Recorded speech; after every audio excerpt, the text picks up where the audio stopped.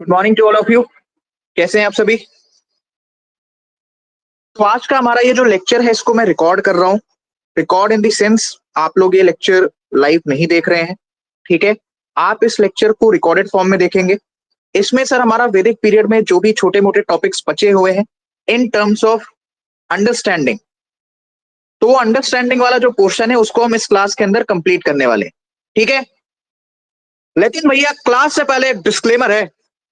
वो डिस्क्लेमर ये है सर कि आपको पॉलिटी और इकोनॉमी ये दोनों पोर्शन पता होना चाहिए, तभी आप इस लेक्चर पर आएंगे, ठीक है? इससे पहला वाला जो लेक्चर था उसकी भी सर रिकॉर्डिंग कुछ देर में अपलोड हो जाएगी। तो सबसे पहले इकोनॉमी वाला पोर्शन एंड अपना पॉलिटी वाला पोर्शन क्लियर करिए। उसके बाद सर आज की क्लास में हम सोसाइटी एंड रिलीजियन से स्टार्ट कर रहे हैं, ठीक है? मुझे पूरा भरोसा है कि आप सबने रिवीजन किया होगा।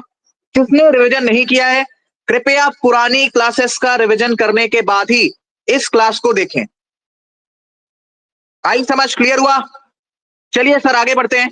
आज की क्लास में हम लोग स्टार्ट करने वाले हैं सोसाइटी से। मैं आपको थोड़ा सा एक बार ओवरव्यू दे देता हूं।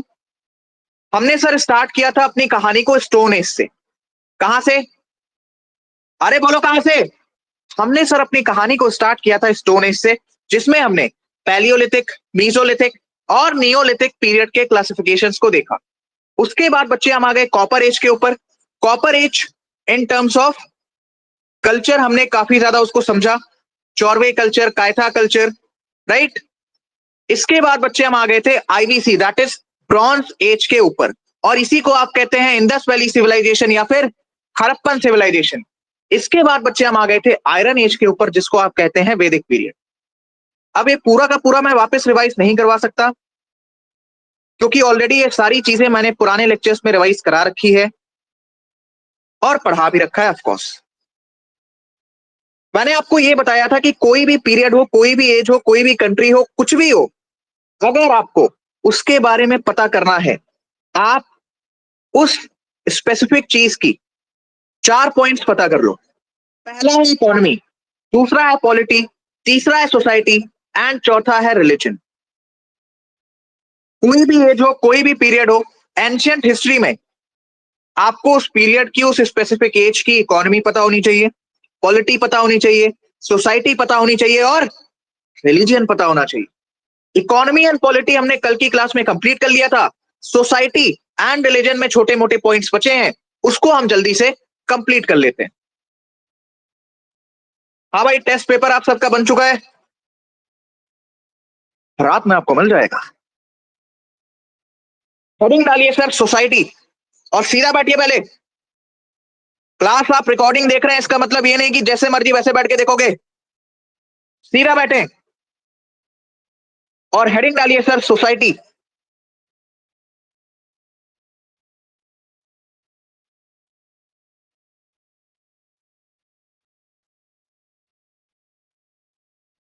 हेडिंग बनाइए सर, शाबाश। अब इसके भी बना लो डिविजन।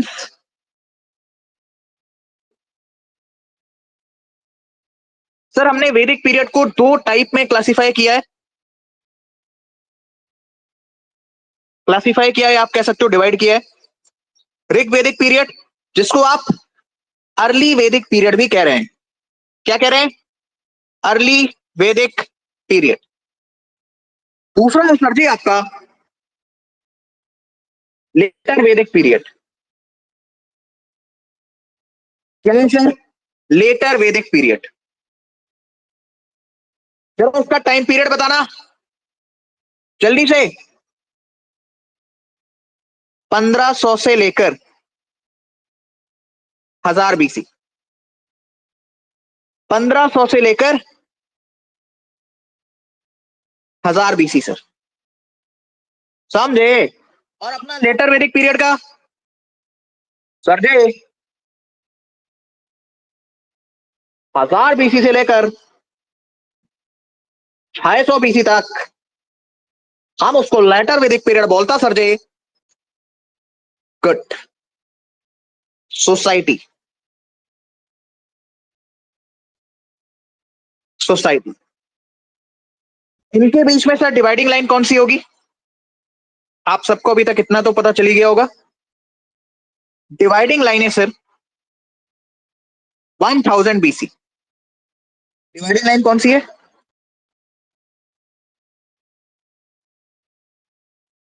1000 बीसी। राइट, स्टार्ट करते हैं सर।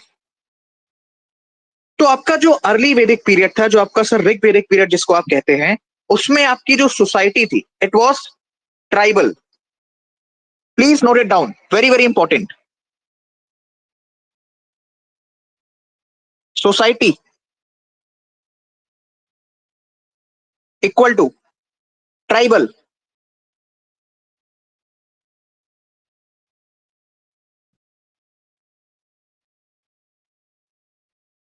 इसमें सर कुछ इंपॉर्टेंट पॉइंट्स जो आपको ध्यान में रखना है। पॉइंट नंबर 1, सर इस ट्राइबल सोसाइटी में ना position of women was very very superior.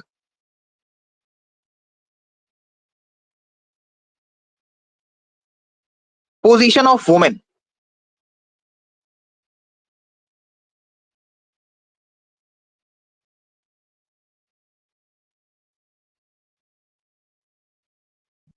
ये सर आपकी काफी ज्यादा सुपीरियर थी, आप इसको ऐसे कह सकते हैं। एविडेंस क्या है सर इस चीज का?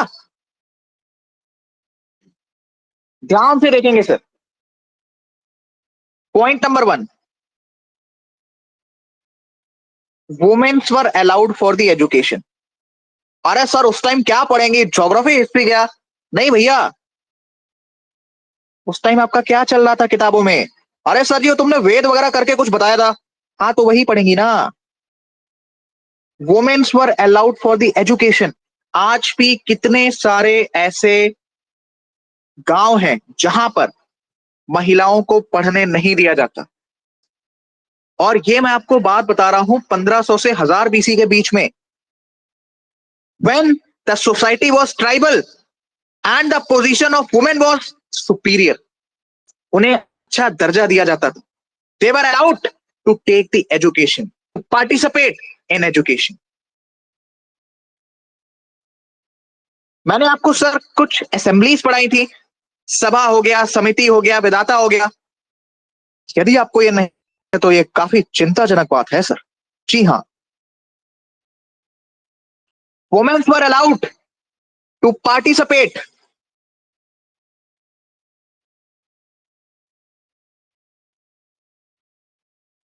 Participate in assemblies. जिस भी बच्चे ने डायरेक्टली इस क्लास में पैराशूट लैंडिंग करी है, डिस्क्लेमर है सर जी, आपको कुछ भी समझ में नहीं आएगा। कृपया प्लीज पुराने लेक्चर्स को देखें।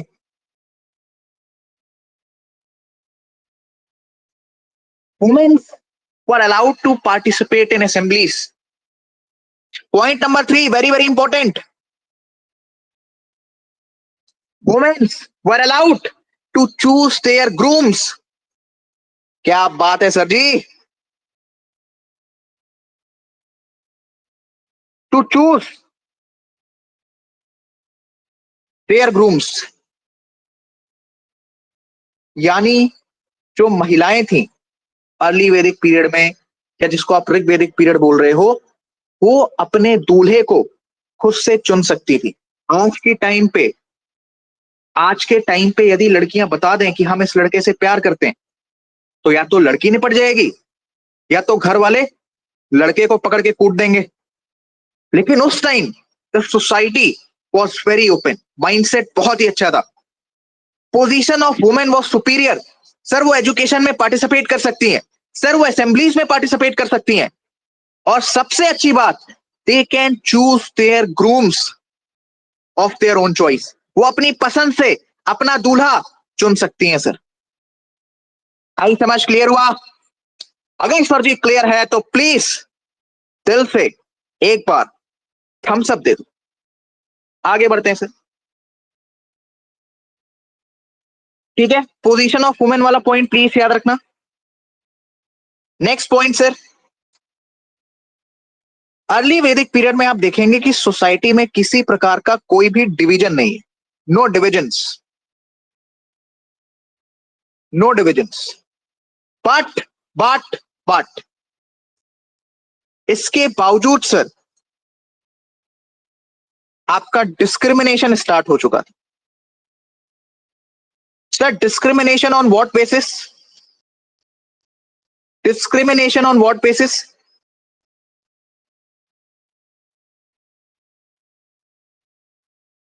Fair and black. Fair and black. Discrimination on what basis? Fair colour and black colour. जो आपके आर्यम्स आए थे ना, Aryans have fair colour, Aryans have fair colour. और जो लोग आपका पहले से भारत में रह रहे थे, they have black colour. I think ये लिखने की जरूरत नहीं है, या आप ऐसे भी समझ सकते हो, आर्यम्स हैव फेयर कलर। तो भैया जायज सी बात है, डिस्क्रिमिनेशन तो होना था। और यही डिस्क्रिमिनेशन आपका यहां से स्टार्ट होकर बढ़ता गया।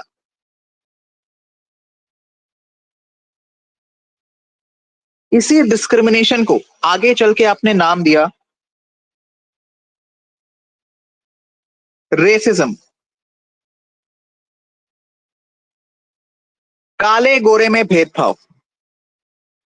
और जब सर ये पूरा का पूरा एक सिस्टम बन जाता है,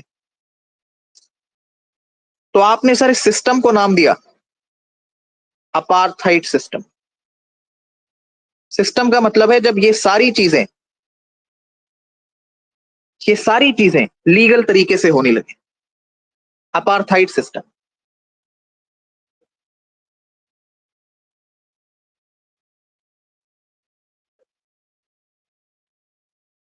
अपार्थाइड सिस्टम। और याद रखना, अपार्थाइड सिस्टम जब भी नाम आएगा, यहां पर आपको एक नाम तुरंत याद आना चाहिए, that is of Nelson Mandela. Nelson Mandela.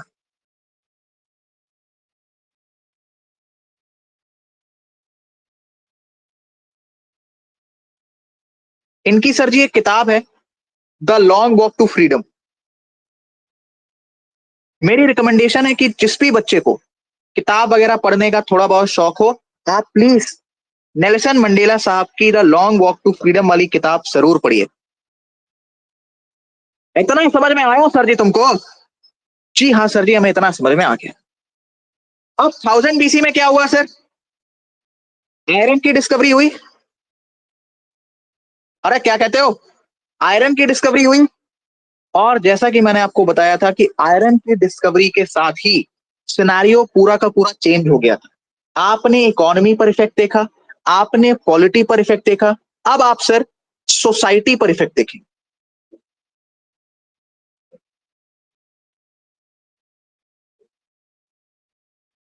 Sir जैसे ही आयरन की डिस्कवरी हुई, खेती बाड़ी स्टार्ट होने लगी, लोगों के पास जमीन आने लगी।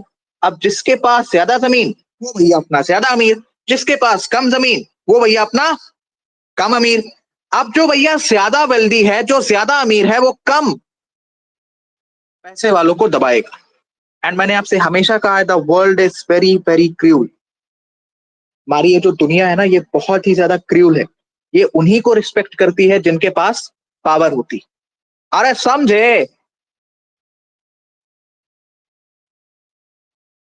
सर आपकी जो सोसाइटी थी, सोसाइटी में कंसेप्ट इंट्रोड्यूस हो चुका था वर्ना सिस्टम। किसका? वर्ना सिस्टम। किसका सर जी? सोसाइटी में सर कंसेप्ट आ चुका था वर्ना सिस्टम। ठीक है सर जी, वर्ना सिस्टम मतलब, ध्यान से समझेंगे, ब्राह्मण्स। आई होप अब आपको थोड़ा सा कनेक्ट हो पा रहा होगा। Brahmins.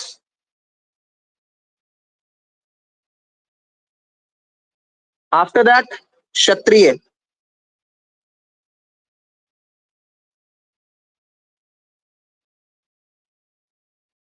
Kshatriya. After that Vysya.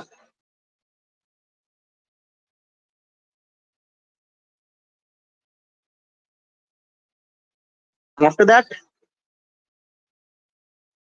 Vaishya. After that, Shudra.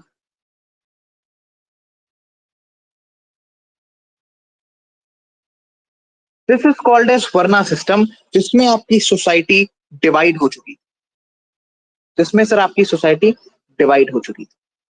अब यूपीएससी एक स्टेटमेंट पूछती है, स्टेटमेंट क्या पूछती है सर, कि सोसाइटी का जो डिवीजन है, सोसाइटी का जो डिवीजन है वो आपको ऋग वैदिक पीरियड में देखने को मिला है। क्या ये स्टेटमेंट सही है या गलत है, इसका जवाब आप मुझे देंगे इन दी कमेंट सेक्शन। ठीक है, चलिए आगे बढ़ते हैं, स्टेटमेंट वापस सुन लो। सोसाइटी में डिवीजन का सिस्टम अर्ली वैदिक पीरियड या फिर ऋग वैदिक पीरियड में स्टार्ट हो चुका है। क्या ये स्टेटमेंट सही है या गलत है, इसका जवाब आप लोग मुझे देंगे इन दी कमेंट सेक्शन। आगे बढ़ते हैं। तो फिर आपका वर्ना सिस्टम इंट्रोड्यूस हो चुका है, जिसके बेसिस पर आपकी सोसाइटी को 4 पार्ट्स में डिवाइड कर दिया गया है, ब्राह्मण, क्षत्रिय, वैश्य एंड शूद्र। ठीक है फिर आपका लेटर वैदिक पीरियड में जो हेड ऑफ द फैमिली होते थे, please note it down. Sir जो आपके हेड ऑफ द फैमिली होते थे,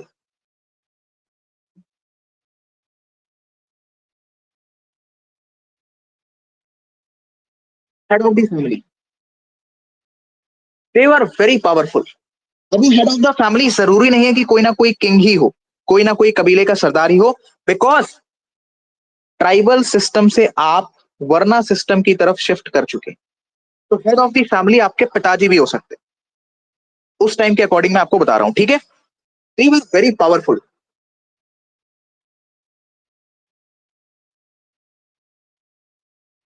दे वर वेरी पावरफुल, इतने पावरफुल। सर जी कितने, मैं भी बताता हूं कितने, इतने पावरफुल सर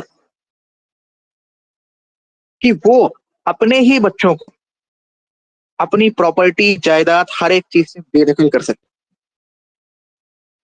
और ये एक एक पॉइंट आपकी एनसीईआरटी मेंशन करती है सर। ठीक है, क्लास 11th की जो आपकी ओल्ड एनसीईआरटी है, आर एस शर्मा साहब की, एक एक पॉइंट सर आपकी ओल्ड एनसीईआरटी मेंशन करती है।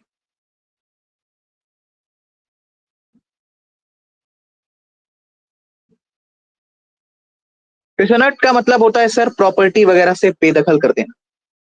हिज ओन सन, अपने ही बेटे को प्रॉपर्टी वगैरह से वो बेदखल कर सकते थे, इतनी सर उनके पास पावर होती थी।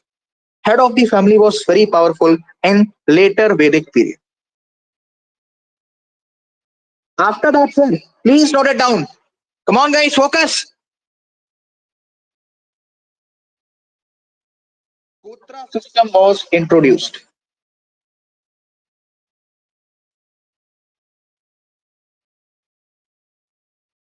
गोत्रा सिस्टम वाज इंट्रोड्यूस्ड। अब गोत्र का पहले तो पता है क्या मतलब होता था, जहां पे आपके ना कैटल्स वगैरह रखी जाती, उसके बाद सर इसका मतलब निकल कर आया people of same lineage, people of same lineage, people of, और पीपल ऑफ सेम lineage, सोना नहीं है, पीपल ऑफ सेम lineage। और पता है प्रोविजंस क्या रखे गए, सुनना ध्यान से, बड़ा मजा आएगा इसमें। ऐसा नियम बनाया गया कि जो भी भैया शादी वगैरह है, मैरिज, हाँ लड़कों के नाम पे ना एक अलग सी हो जाती है, लड़कों के ना चेहरे पे एक अलग सी खुशी आ जाती है इस शब्द को सुनने के बाद। शादी, मेरी भी करा दो, मेरी वाली से। मैं ना हमेशा एक चीज कहता हूँ, दूसरे की गर्लफ्रेंड से शादी तो आपके माँ बाप भी करा सकते हैं, अगर आपके अंदर हिम्मत है तो अपनी गर्लफ्रेंड से करके दिखाओ। जो भैया आपका मैरिज है, ठीक है, marriage will be done outside the गोत्र। समझा रहा हूं अभी इसका मतलब, मुझे पता है आधे जने के क्लिक नहीं हुआ होगा, वेट करो। आउटसाइड गोत्र, आउटसाइड, अरे आउटसाइड गोत्र। सर इसका क्या मतलब है? इसका मतलब फॉर एग्जाम्पल तुम्हारा गोत्र है एक्स, फॉर एग्जाम्पल, तो आप एक्स गोत्र वाली फैमिली में या फिर एक्स गोत्र वाली लड़की से शादी नहीं कर सकते। आपको Y Z A B C ऐसे कोई गोत्र की लड़की या फिर खानदान ढूंढना पड़े। समझे? इसका मतलब जो तुम्हारा गोत्र है और जहां पर तुम्हारी शादी हो रही है उन दोनों का गोत्र सेम नहीं होना चाहिए। सर जी फिर भी हमें इसका जो है ना कनेक्शन नहीं मिल पा रहा कि ऐसा हो रहा है। बिकॉज बिकॉज बिकॉज सुनना ध्यान से,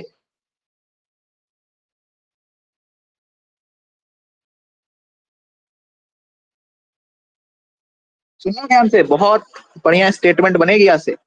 womens were considered, womens were considered as a product of expansion,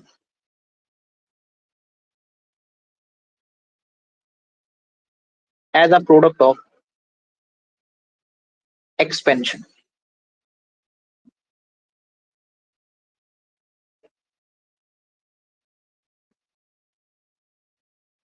product of expansion,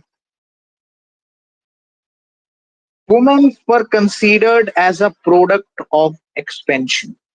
इसका क्या मतलब है? इसका सिंपल सा मतलब यह है कि फॉर एग्जाम्पल ये मैं तुम्हें रफली समझा रहा हूं। There is a king called A, इसका जो गोत्र है ये है एक्स। दूसरा कोई साम्राज्य है, दूसरा कोई किंगडम है, there is a king called B, इसका जो गोत्र है इट इज वाई। अब बी वाले के पास इतनी पावर है कि ये ए वाले किंग को आराम से हरा सकता है। तो ए वाला किंग क्या करेगा? इसकी जो बेटी है, इसकी जो बेटी है उसकी शादी कर देगा बी वाले किंग के बेटे से। अब इससे हुआ क्या? इससे हुआ क्या? जो बी वाला किंग अटैक करके ए वाले को खत्म करना चाहता था, अब ये दोनों आपस में रिलेशनशिप में आ गए, फैमिली रिलेशनशिप बन गई। साथ में ये जो ए वाला है इसका एक्सपेंशन बी तक हो गया, जो बी वाला है उसका एक्सपेंशन ए तक हो गया। जो खुली आंखों से सो रहे थे उनके पास एक आखिरी मौका समझने का। इसके बाद मैं रिपीट, इसके बाद मैं रिपीट नहीं करूंगा, ध्यान से देखिए। देयर इज अ किंग, इसका नाम है ए और इसकी गोत्र है X. There is a king जिसका नाम है बी और इनकी जो फैमिली है फॉर एग्जाम्पल उनका गोत्र है वाई। ओके, अब जो बी वाला है किंग, उसके पास इतनी ताकत है, इतनी शक्ति है कि वो ए वाले किंग को हरा के उसका पूरा का पूरा राज्य कब्जा कर सकता है। तो ए वाला किंग क्या करेगा? इसकी जो बेटी है उसकी शादी कर देगा बी वाले किंग के बेटे से। इससे क्या हुआ? ए और बी दोनों आपस में family, F for family, R for relationship, family relationship में आ गए। और ए वाले का टेरिटरी एक्सपेंशन हो गया बी तक कि यार वो बी वाले भी ना अपने ही है, और बी वालों का टेरिटरी एक्सपेंशन हो गया ए तक, अरे यार वो ए वाले भी ना अपने ही है। आप समझे? So womens were considered as a product of expansion. शादी सेम गोत्र पे ना करना, इसका सिर्फ एक ही मतलब है कि आप कहीं ना कहीं अपने एक्सपेंशन की तरफ देख रहे हैं। तो यहां पर आप एक पॉइंट और लिख सकते हो। अगर आप देखेंगे, अगर आप देखेंगे अर्ली वैदिक पीरियड में तो position of women was superior, but in later Vedic period womens were considered as a product of expansion. यानी वुमेन्स की जो वैल्यू है, जो इज्जत है, वो भैया लेटर वैदिक पीरियड में काफी ज्यादा कम हो गई, काफी ज्यादा, काफी ज्यादा कम हो गई। समझे? इतना आपको समझ में आया?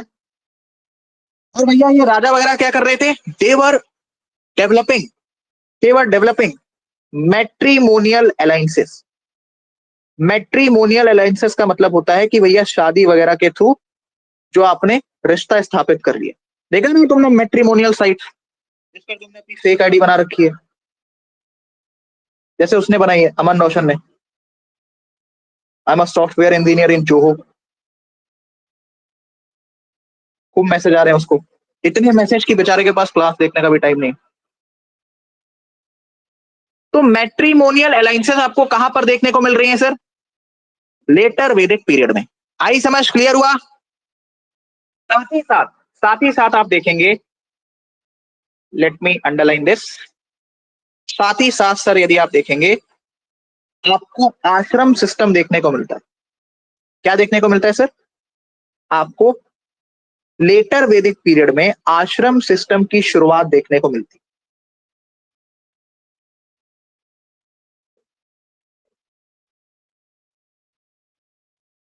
आपको सर आश्रम सिस्टम की शुरुआत देखने को मिलती है। व्हाट वाज आश्रम system? Please note it down. इसमें आपके 4 फेजेस आते हैं। पहला आपने सुना होगा ब्रह्मचर्य। ब्रह्मचर्य का मतलब है कि आप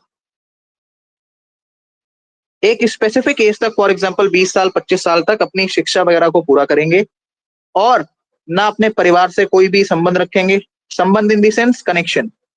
ना किसी लड़की की तरफ आप आंख उठा के देखेंगे। हाँ मैं समझ रहा हूं तुम्हारी फीलिंग्स, तुम्हारे हिसाब से काफी घटिया सिस्टम है। आज की जनरेशन के हिसाब से सर ये काफी घटिया सिस्टम है। जी हाँ, ब्रह्मचर्य। इसके बाद भैया आपका आता है गृहस्थ, कि अब चलो पढ़ाई वढ़ाई पूरी हो गई, अब कर लो तुम शादी।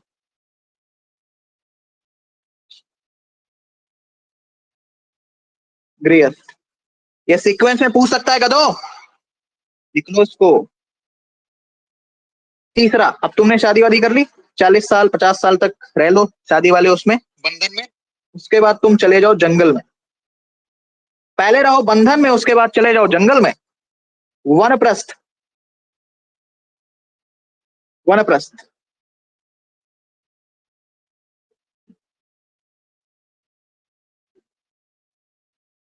And the last stage of the ashram system was, सब कुछ कर लिया ना, अब चुपचाप संन्यास ले लो, सन्यासी बन जाओ। सन्यासी बन। So this was called as ashram system, and this was all about the society of Vedic period. तो मैं उम्मीद करता हूं कि आपको इतना समझ में आ गया होगा। यहां पर ये अच्छा नहीं लग रहा जब मैंने आपके सामने लिख दिया womens were considered as the product of expansion. तो आपको ये समझ जाना चाहिए कि सर उनकी कहीं ना कहीं जो इज्जत है, जो रिस्पेक्ट है, वो काफी ज्यादा कम हो चुकी है। ठीक है, इतना क्लियर है सर? आगे बढ़े क्या? आगे बढ़ते हैं सर आज की क्लास के लास्ट टॉपिक की तरफ, that is religion. That is religion. इसके बाद सर मैंने आपके लिए कुछ प्रैक्टिस क्वेश्चंस रखे हैं, मैं आपको दिखा दूंगा, आप प्लीज उसको ट्राई करिएगा। ठीक है, आगे बढ़ते हैं। नेक्स्ट हेडिंग सर आप बना सकते हैं रिलीजन।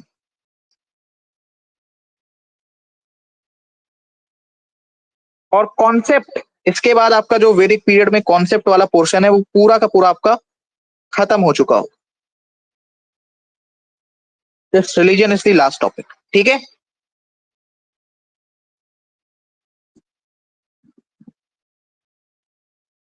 वापस बना लीजिए, आपको पता ही है कैसे फ्लो चार्ट आपको बनाना है।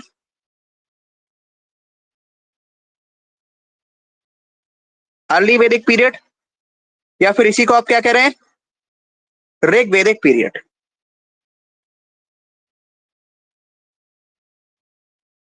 और आपका है फिर letter Vedic period. Later Vedic period. Timeline मुझे लिखने की आवश्यकता नहीं है, इतना तो अभी तक आप लोगों को याद हो ही गया होगा। बीच में सर मैं आपके लिए बना देता हूं 1020 ही। राइट। चलो, तो सर अर्ली वैदिक पीरियड में या फिर जिसको आप ऋग वैदिक पीरियड भी कहते हैं, उसमें nature worship was prominent.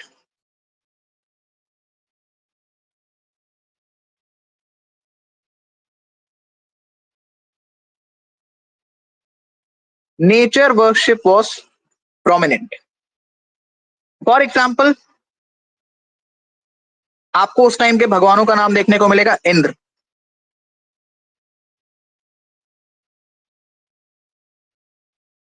Right. Then very very important, Agni, the god of fire.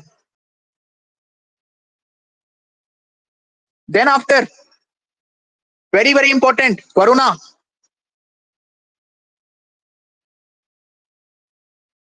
ये अर्ली वैदिक पीरियड में या जिसको आप ऋग वैदिक पीरियड कहते हैं उसमें भगवानों के नाम है ये। Then after Soma.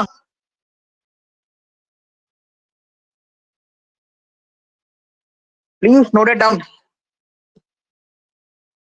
So nature worship was prominent. Agni आप देखेंगे गॉड ऑफ फायर, ठीक है। लोगों ने ये समझा कि यार हमें नेचर से जो चीजें मिली हैं और जो चीजें एक्चुअल में हमारी हेल्प कर रही हैं, हमें उसी की पूजा करनी चाहिए, राइट। बट जैसे ही सर 1000 बीसी में आपके आयरन की डिस्कवरी होती, वहां से सर आपकी इकोनॉमी चेंज हुई, वहां से सर आपकी पॉलिटी चेंज हुई, आपकी सोसाइटी चेंज हुई, तो सर ऑफ कोर्स रिलीजन भी आपका कहीं ना कहीं चेंज हो जाएगा। बिल्कुल चेंज हुआ सर। वैदिक रिलीजन्स आपको देखने को मिले। कैसे रिलीजन्स? सर आपको वैदिक रिलीजन्स देखने को मिले।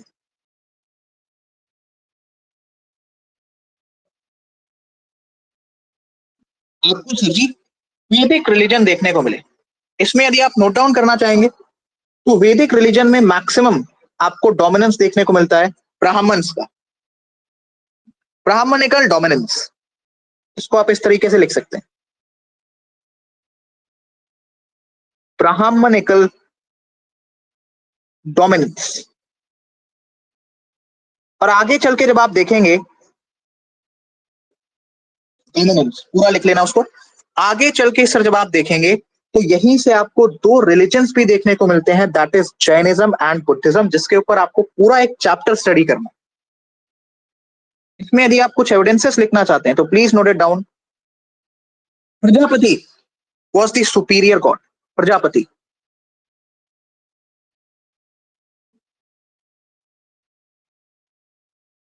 प्रजापति। इन्हें पता है आप क्रिएटर भी कहते थे कि यार इन्होंने ही ना धरती वगैरह सब कुछ बनाई, क्रिएटर। आप यानी क्रिएटर वैदिक पीरियड में लोग ऐसा कहते थे।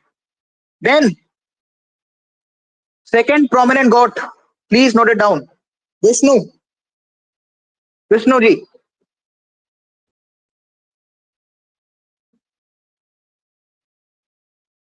इन्हें भैया दर्जा दिया गया था प्रिजर्वर का, कि इन्होंने हर एक चीज प्रिजर्व करके रखी है, बचा कर रखी है। ये जिस दिन चाहेंगे उस दिन हर एक चीज नष्ट हो जाएगी, लाइक दिस, प्रिजर्वर। तो ये कुछ इंपॉर्टेंट पॉइंट्स हैं जो आपको ध्यान रखने थे।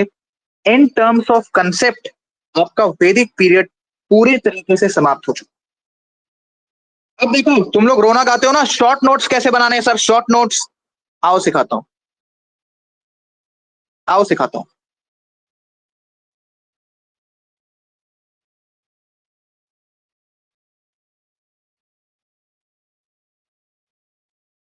आओ सर मैं आपको सिखाता हूं। इकोनॉमी, देखिए यहीं पर मैं आपके लिए शॉर्ट नोट्स भी आपको बना के दे रहा हूं। Here I am writing Rigvedic period, Rigvedic period. Here I am writing later Vedic period. तो भैया ऋग्वेदिक पीरियड में इकोनॉमी, जल्दी जल्दी जल्दी जल्दी जल्दी, come on guys, come on. Pastoralism, कैसी भैया? पेस्ट्रोलिज्म। लेटर वैदिक पीरियड में एग्रीकल्चर। एविडेंसेस आपको याद होने चाहिए, जी हाँ। Polity, polity sir ji, come on, वापिस वही बना लो ऐसे, Rig Vedic period, later Vedic period, come on polity, अरे बताइए बताइए बताइए, जना, पॉलिटी वॉज जना, यहां पर जनपदा, एविडेंसेस आपको याद होने चाहिए। अगेन सोसाइटी,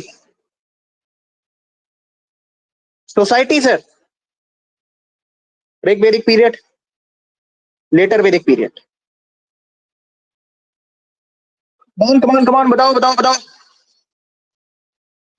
ये ऋग वैदिक पीरियड में sir society was tribal, T, later Vedic period में, अरे लेटर वैदिक पीरियड में सोसाइटी वॉज, बताओ बताओ बताओ, मैं नहीं बता रहा हूं, बताइए, society was divided, varna system, यहां भी लिख ही रहता हूं। अरे तुम पूरा नहीं लिखते, पैसा तो हमने पूरा दिया था तुमको। ट्राइबल, लेटर वैदिक पीरियड में वर्ना सिस्टम, गोत्र सिस्टम, आश्रम सिस्टम, ये आपको याद होना चाहिए। Religion, come on, religion sir, ये मैं आपको सिर्फ दिखा रहा हूं कि शॉर्ट नोट्स कैसे बनाते हैं, बना नहीं रहा हूं, वैसे तुम चाहो तो ये भी छाप सकते हो, नहीं आएगा। Rig Vedic period, later Vedic period, अब जब मैं लिख रहा हूं ना वर्ना सिस्टम, तो उससे तुम्हें पूरा याद आना चाहिए। अच्छा, ब्राह्मण, देन क्षत्रिय, देन वैश्य, देन शूद्र, देन गोत्र system, people of same lineage, शादी शादी शादी शादी दूसरे गोत्र में, नॉट इन सेम गोत्र, देन आश्रम सिस्टम, ब्रह्मचर्य, गृहस्थ, वनप्रस्थ, सन्यासी, क्या समझे। रिलीजन में सर यदि आप देखेंगे तो यहाँ पे नेचर, एंड फॉर नेचर, यहां पर Vedic religion, that is we are. इस प्रकार से आप अपने शॉर्ट नोट्स भी बना सकते हैं। तो sir in terms of concept यहां पर आपकी क्लास खत्म होती है। कुछ सवालों को देखते हैं sir. With reference to the early Vedic life consider the following statements. Natural forces were personified with Purandar being the main divinity. Women slaves were employed for domestic purposes.